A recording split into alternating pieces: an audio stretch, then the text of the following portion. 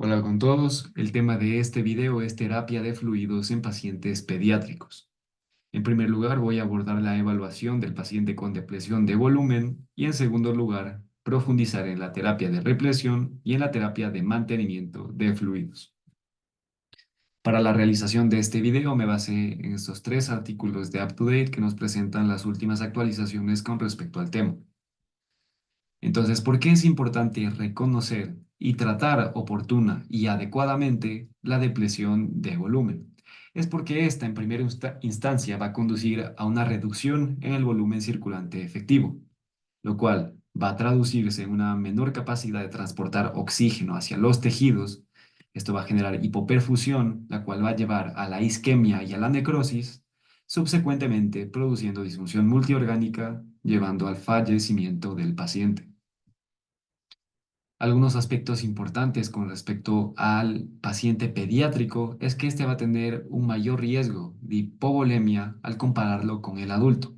Y esto se debe a mayor frecuencia de episodios de gastroenteritis, mayor tendencia a los episodios de gastroenteritis, mayor índice de área de superficie corporal a volumen, lo cual va a generar mayores pérdidas insensibles ante estados de enfermedad, como por ejemplo en la fiebre o en quemaduras.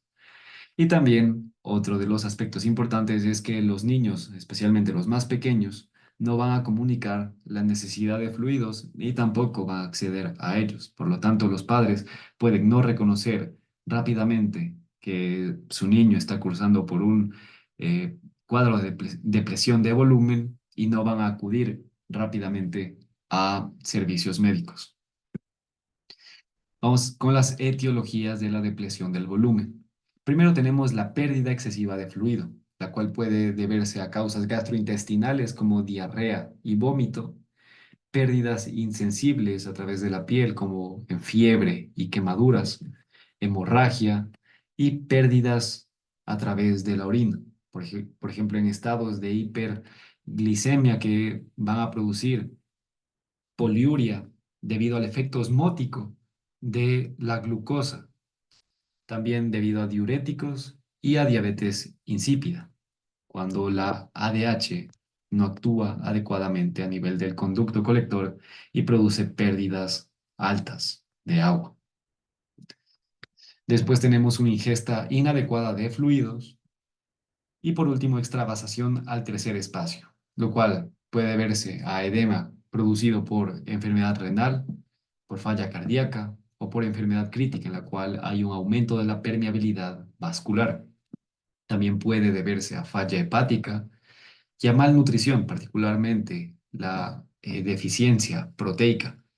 En estos dos casos, lo que va a suceder es que la disminución de la producción de proteínas en el hígado, particularmente albúmina, va a conducir a una disminución de la presión oncótica. Esto va a generar que el líquido se difunda hacia el tercer espacio, puesto que no hay proteínas que generen esta atracción del agua hacia el espacio intravascular. Y por último está la citis debido a patología intraabdominal aguda. Y ahora aquí es importante hacer una distinción entre pérdida de volumen o hipovolemia versus deshidratación. La deshidratación es un tipo de hipovolemia. Sin embargo, en la bibliografía pediátrica usualmente se usa de manera intercambiada estos términos, hipovolemia y deshidratación. Pero la realidad es que la deshidratación sencillamente es una pérdida de agua, mientras que la pérdida de volumen puede ser tanto pérdida de agua o pérdida de agua más solutos. Bien, entonces es importante tener esta distinción clara. Pero a lo largo del video principalmente me voy a centrar en lo que es la hipovolemia, en general la pérdida del volumen, no necesariamente solo deshidratación. Bien, dicha esta aclaración, pasemos con la evaluación clínica. Primero, algo que es sumamente importante evaluar en primera instancia es el grado de depresión. Y para esto el método preferido es determinar el cambio en el peso del niño. Para esto necesitamos evidentemente el valor del peso antes del cuadro de enfermedad del paciente y el peso actual. Lamentablemente no siempre vamos a tener este dato a la mano. Si es que se desconoce el peso, entonces tenemos otros métodos para poder determinar o hacer un estimado más o menos de cuánto se ha perdido, cuál ha sido la pérdida de volumen en el paciente. Entonces, para esto vamos a considerar algunos datos clínicos, como por ejemplo un gasto urinario disminuido, letargia, irritabilidad, pulso y frecuencia respiratoria elevados, hipotensión arterial, lo cual nos indica hipovolemia severa, turgencia de la piel disminuida y un llenado capilar prolongado mayor a 3 segundos. Ya, teniendo estos datos en cuenta, vamos a realizar una categorización que nos va a permitir determinar si el grado de presión es leve, moderado o severo. Cuando es leve, estamos hablando de una pérdida de entre 3 al 5% del volumen del paciente. En este grado de depresión, los signos clínicos van a ser ausentes o mínimos. Podemos evidenciar una disminución en el gasto urinario. En el caso de una depresión moderada, la pérdida va a ser del 6 al 9% del volumen. Y aquí ya vamos a tener signos y síntomas, como por ejemplo taquicardia, disminución ortostática de la presión arterial, es decir, que cuando el paciente pasa de posición supina a posición erguida va a haber una caída en la presión arterial, disminución de la turgencia cutánea, membranas mucosas secas, irritabilidad, retraso de 2 a 3 segundos en el llenado capilar. Esto quiere decir que el llenado capilar va a quedar en unos 5 a 6 segundos. Taquipnea y fontanela hundida en los infantes, evidentemente. Y en el caso de la depresión severa, esto va a indicar una pérdida mayor al 10% del volumen del paciente. Y aquí vamos a encontrar llenado capilar prolongado, extremidades frías, letargia, patrón respiratorio anormal, taquicardia e hipotensión. Para esto es importante tener en cuenta, tener siempre a la mano tablas en los cuales podamos eh, observar la frecuencia cardíaca, la frecuencia respiratoria, la presión arterial, de acuerdo a la edad del paciente, porque evidentemente no es fácil memorizar o tener en la mente siempre esos datos. Por lo tanto, tener unas tablas va a ser de mucha ayuda. Ya. Existen escalas clínicas para determinar el grado de hipovolemia, en las cuales se suele juntar estos datos clínicos.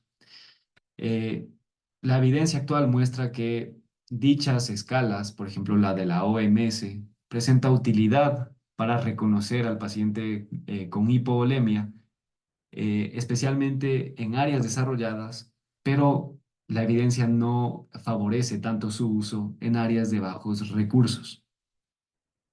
Aún así son herramientas útiles, puesto que podemos quizá olvidar algunos signos, algunos síntomas y estas tablas nos van a ayudar a evaluarlos en ese momento. Bien, otro de los aspectos importantes a evaluar en el paciente con depresión de volumen es el tipo de pérdida de fluido. Y esto es importante porque los pacientes pueden perder, por ejemplo, fluido o más bien solo agua sin solutos, pueden perder agua y solutos, pueden perder el contenido intravascular, incluyendo a los componentes hematológicos. Entonces, todo esto es importante porque en última instancia esto nos va a guiar el tipo de fluido que vamos a administrar en el paciente. Entonces, por ejemplo, en la pérdida gastrointestinal, el líquido que se va a perder va a ser isoosmótico y va a ser extracelular. En cetoacidosis diabética, por otro lado, la pérdida de líquido va a ser intracelular. ¿Y esto por qué? Recordemos que en un cuadro de cetoacidosis diabética van a incrementar las concentraciones de glucosa. La glucosa sabemos que es un agente osmótico. Y entonces, esta va a generar difusión del líquido intracelular hacia el extracelular, en donde está incrementada la glucosa. Bien, entonces precisamente este líquido, este exceso de líquido que se ha movido del líquido intracelular al extracelular va a ser el que en última instancia va a ser eliminado a través de la orina. Entonces, no va a haber una pérdida extracelular excesiva y esto, por ejemplo, en los hallazgos clínicos que mencioné antes, va a dar lugar a la ausencia de uno de estos, que es la turgencia de la piel disminuida. No lo vamos a encontrar en estos casos, usualmente. En pacientes con diabetes insípida, principalmente se va a perder agua, lo cual va a conducir a una hipernatremia. Y aquí lo que ocurre posteriormente es que al incrementar las concentraciones de sodio en el medio extracelular, de igual manera, esto va a generar difusión del líquido desde el medio intracelular al extracelular. Por lo tanto, de igual manera se va a perder eh, líquido de origen intracelular y no tanto extracelular, particularmente al inicio del cuadro. En cuanto a los laboratorios, estos van a estar indicados en pacientes con depresión de volumen moderada a severa, o bien en pacientes que van a recibir represión de fluidos por vía intravenosa. Aquí los exámenes a pedir son electrolitos séricos, glucosa sérica, BUN y creatinina, osmolaridad y gravedad específica urinaria y sodio urinario. Con el resultado del laboratorio viene su interpretación. Y en el caso del sodio, si es que encontramos una natremia menor a 130 equivalentes por litro, estaríamos hablando de una hiponatremia. Aquí, un caso en el que suele encontrarse este hallazgo es, por ejemplo, pérdidas gastrointestinales, especialmente en casos de intoxicación o de infección bacteriana. Aquí la pérdida va a ser principalmente isoosmótica. Pero ¿qué es lo que sucede aquí? Si bien la pérdida es isoosmótica, la compensación mediada por ADH va a conducir a una reabsorción alta de agua, lo cual no va a compensar la pérdida del soluto, solo la pérdida de agua. Y entonces va a generar dilución y va a conducir a la hiponatremia. Por su parte, la iso o eunatremia va a ser cuando tengamos un sodio entre 130 a 150 equivalentes por litro. Y aquí un ejemplo de situación en la que encontramos este hallazgo es diarrea secretora por cólera, en la cual recordemos que se pierde tanto agua como solutos, y los solutos van a perderse a través de la apertura de estos canales de cloro a nivel intestinal por la toxina de la bacteria. Hipernatremia, por su parte, con un sodio mayor a 150 equivalentes por litro. Y aquí el, el caso o el cuadro en el cual vamos a encontrar este hallazgo es en gastroenteritis viral, en el cual suele perderse principalmente agua y una cantidad de solutos no muy alta, alcanzando una concentración de entre 40 a 100 equivalentes por litro. También vamos a perder principalmente agua, conduciendo a la hipernatremia, en fiebre y taquipnea y en diabetes insípida.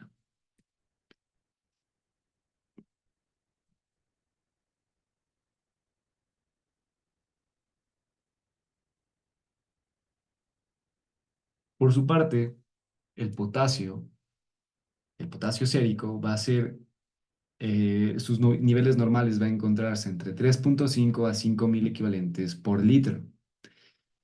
La hipocalemia va a ser más común en cuadros de diarrea y la hipercalemia va a ser más común en cuadros de acidosis, por ejemplo, en cuadros de cetoacidosis diabética, en la cual recordemos que el exceso de iones hidronio en el medio intracelular va a generar un shift o un desplazamiento del potasio desde el interior hacia el exterior para tratar de compensar este exceso de iones hidronio que se mueven hacia el interior de la célula. Por su parte, el bicarbonato va a presentar concentraciones bajas en casos de hipovolemia moderada a severa o también en diarrea, porque recordemos que en la diarrea también se puede perder bicarbonato, y una concentración alta en cuadros de vómito, en los cuales se va a perder principalmente iones hidronio presentes en el ácido gástrico. En cuanto a la urea y la creatinina, vamos a esperar en cuadros de depresión de volumen, especialmente moderados a severos, encontrar unos niveles altos de ambas moléculas. Y la relación BUN-creatinina va a tener un patrón característicamente pre-renal de más de 20:1 en relación. En cuanto a los exámenes urinarios, primero tenemos el sodio o la concentración de sodio urinaria. Valores menores a 25 miliequivalentes por litro van a ser esperados en estados hipovolémicos, aunque no siempre va a ser este el caso, puesto que podemos encontrar concentraciones altas debido a la acción de la ADH en el riñón, que es reabsorber agua. Entonces, en estos casos vamos a encontrar en la orina, vamos a encontrar una orina concentrada con el sodio elevado. Así que no es un valor o sea, que nos ayude en todos los casos. Pero por otro lado, la fracción de excreción de sodio, esta sí nos va a ayudar a determinar que hay depresión de volumen, especialmente cuando obtenemos un resultado menor a 1%. La osmolaridad urinaria, en cuanto a esta, vamos a esperar que la orina esté concentrada con una osmolaridad mayor a 450 miliosmoles por kilogramo. ¿En qué escenarios vamos a esperar que no se cumpla con este hallazgo? Por ejemplo, enfermedad renal, diuresis osmótica, uso de diuréticos, deficiencia o resistencia a la ADH, o en pacientes neonatos, los cuales tienen un riñón inmaduro que no va a concentrar adecuadamente la orina. Y por su parte, la gravedad específica vamos a encontrar elevada debido a que la orina se va a concentrar en pacientes con depresión de volumen. Aunque quizá este examen no va a ser de mucha ayuda en pacientes con cetoacidosis diabética, puesto que el exceso de glucosa en la orina, que recordemos que la glucosa va a tener un mayor tamaño en relación a otros solutos en la orina, puede dar lugar a resultados anormalmente altos. Terminando con la parte de evaluación, pasemos con el manejo de la terapia de fluidos. Entonces aquí voy a dividirlo primero en la parte de represión de volumen y por último voy a hablar del mantenimiento. Entonces, con la represión de volumen buscamos compensar el déficit de agua y electrolitos producto del proceso patológico que está cursando el paciente y reemplazar las pérdidas en curso anormales. Por otro lado, en el mantenimiento, lo que vamos a hacer es reemplazar las pérdidas que se deben a procesos fisiológicos. Entonces, primero vamos con la parte de represión del volumen. Algunos principios generales en cuanto a la represión es que esta va a constar de 2 pasos, dependiendo de la severidad del cuadro. Si es que el paciente presenta una hipovolemia severa o moderadamente severa, va a requerir corrección urgente, puesto que esto puede fácilmente complicarse con inestabilidad hemodinámica, con hipoperfusión y con disfunción multiorgánica, como mencioné al principio de este video. Entonces aquí el objetivo es restaurar rápidamente el volumen intravascular y evitar daño tisular. Esto lo vamos a conseguir únicamente a través del uso de fluidos intravenosos. Y el segundo paso, una vez que ya conseguimos estabilizar este aspecto en el paciente, vamos a continuar con la represión. Y esto, en esta fase, una vez que ya el paciente no esté en peligro de inestabilidad o con riesgo de inestabilidad hemodinámica, pues ya se puede pasar con una corrección más lenta, menos agresiva de fluidos. Y esto se puede conseguir con fluidos intravenosos o fluidos orales. Algunas preguntas importantes a realizar antes de comenzar con la terapia de fluidos es si el paciente requiere terapia de emergencia, cuál es la ruta más adecuada para el paciente, qué tipo de fluido necesita, cuál debe ser el volumen de fluido inicial y qué tan rápido debe administrarse el fluido.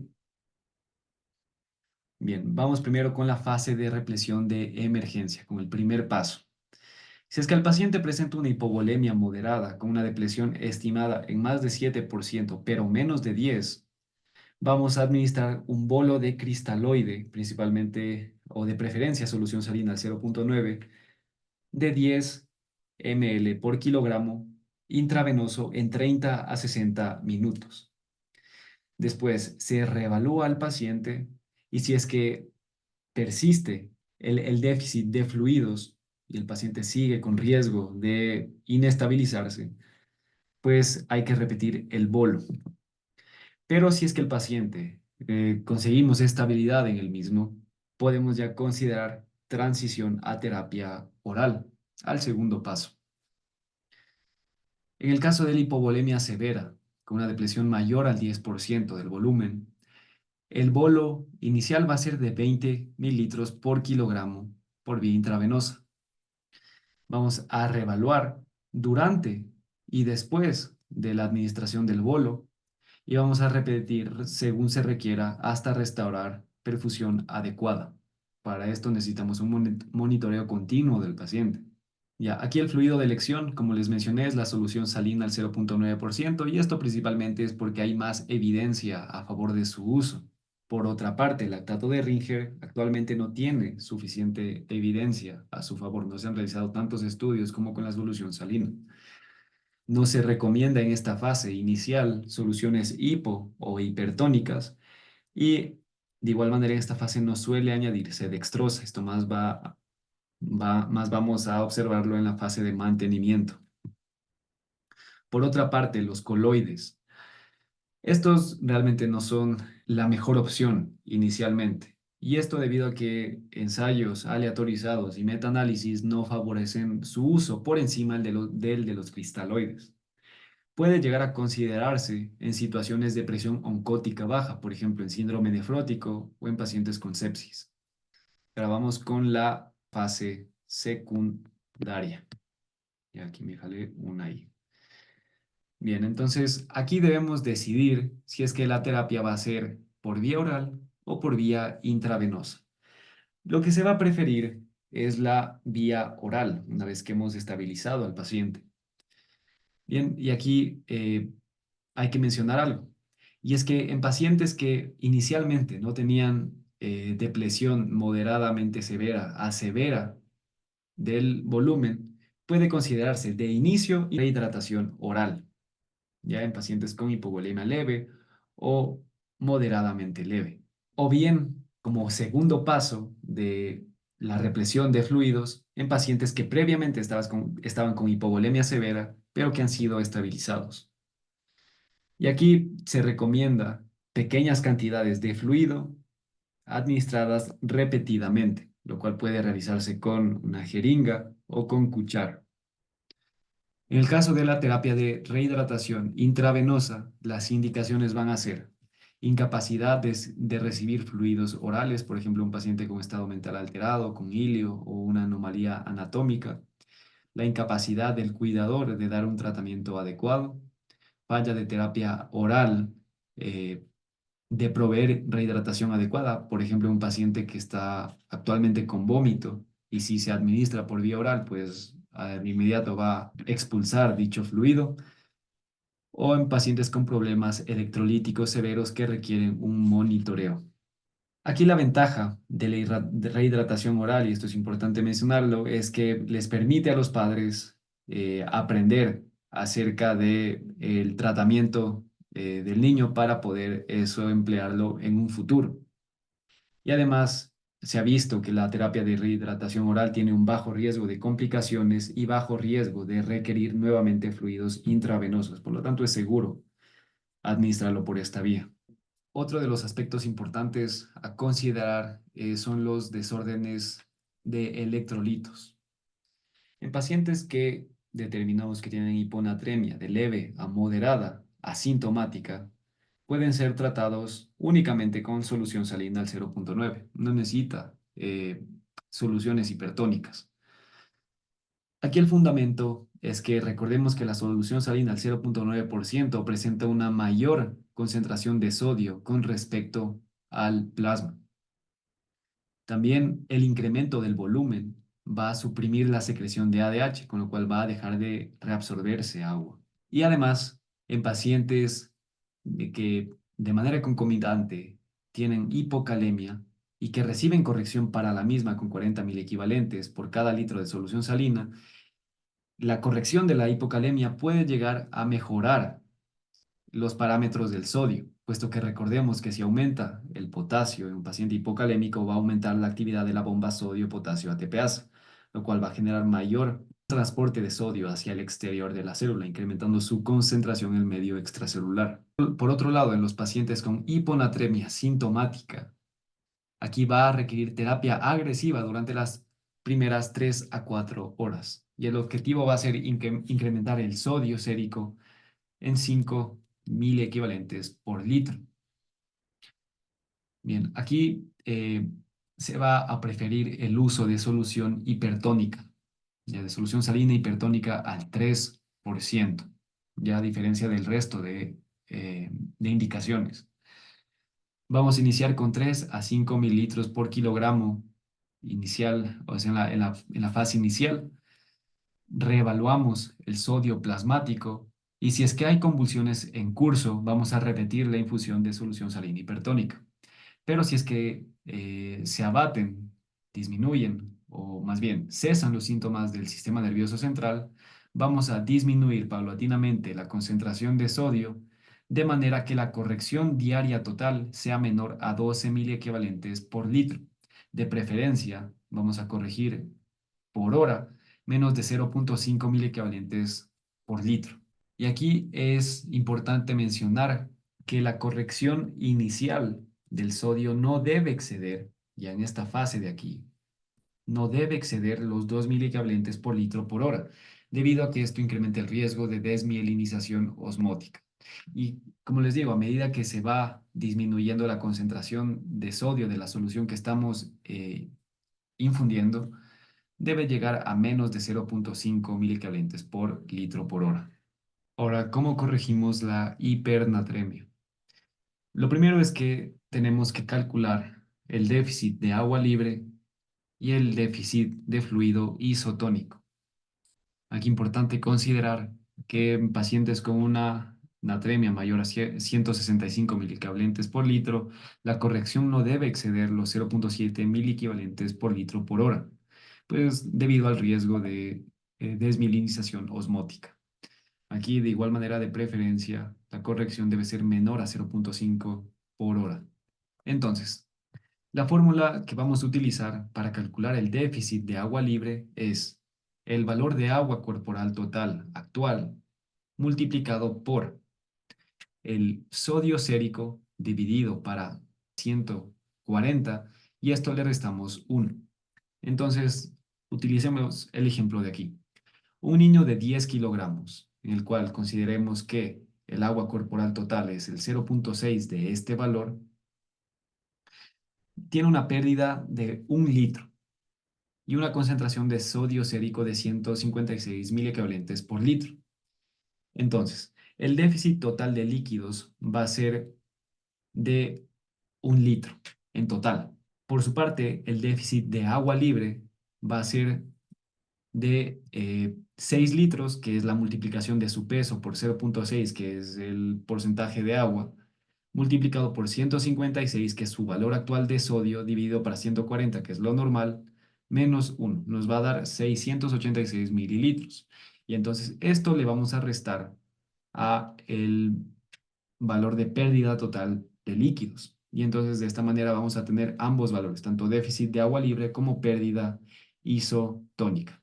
Procedamos con la parte del mantenimiento, que recordemos que su objetivo es reemplazar las pérdidas debidas a procesos fisiológicos. Entonces, vamos a reemplazar estas pérdidas fisiológicas que vienen de la orina, el sudor, la respiración y las heces. Los componentes de la terapia van a ser agua, electrolitos y dextrosa. En cuanto al agua, tenemos que tener en consideración que normalmente la suma de las pérdidas sensibles más pérdidas insensibles de líquidos va a ser de 100 mililitros por cada 100 kilocalorías por kilogramo de energía consumida al día.